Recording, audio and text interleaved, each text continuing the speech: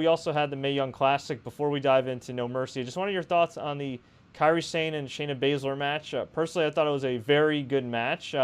Maybe slightly below the level of the great takeover matches for NXT, but the crowd in Las Vegas was shockingly hot. They sat through prelim matches. They sat through a live episode of SmackDown Live, which was very eventful. Featured Kevin Owens taking out Vince McMahon. We had a title change with the Usos losing to the New Day, and this crowd was so hot for this match. I thought it enhanced it.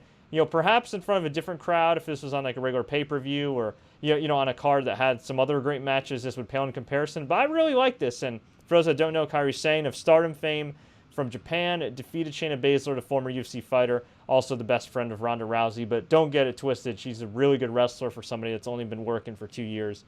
She held her own, but Kairi did get the win with the flying elbow drop. 1, 2, 3. The only thing for me that really hampered the match was just some audio issues on the network, which I heard were widespread on the WWE network.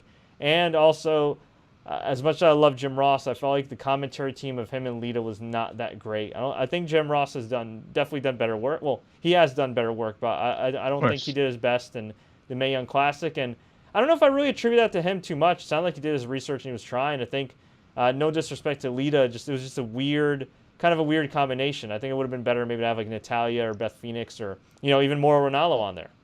Well, I think it's odd that Lita, never really did play-by-play before, and yet she's doing this tournament. So yeah, it was definitely a little off. Chemistry was lacking a little bit, but it is what it is. Jim Ross did the best he could. Lita, she did the best she could, and yeah, overall it was a good tournament. It was a good finals, good match. A lot of focus on Ronda Rousey, and I'm sure in the upcoming weeks and months we'll know why, but.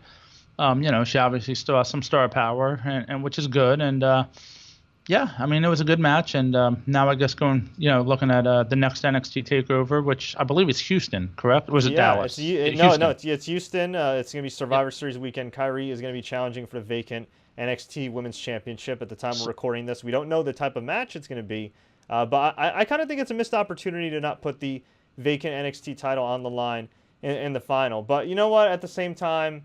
I guess it gives them some time to build up some contenders other than Kairi for the title going into TakeOver.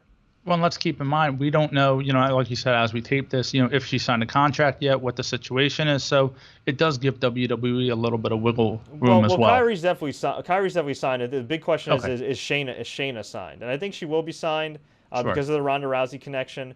I mean, she is 37 years old, so she does have age working against her, but I mean, as far as her presence and her in-ring work for somebody that's only been doing this for 2 years, very good. Very good. Really, honestly, like a female Matt Riddle, or you can make the argument Matt Riddle's the male Shayna Baszler. I mean, those two coming from the world of UFC, MMA to pick up wrestling as quickly and as well as those two have. I mean, that's definitely a testament to them and their trainers.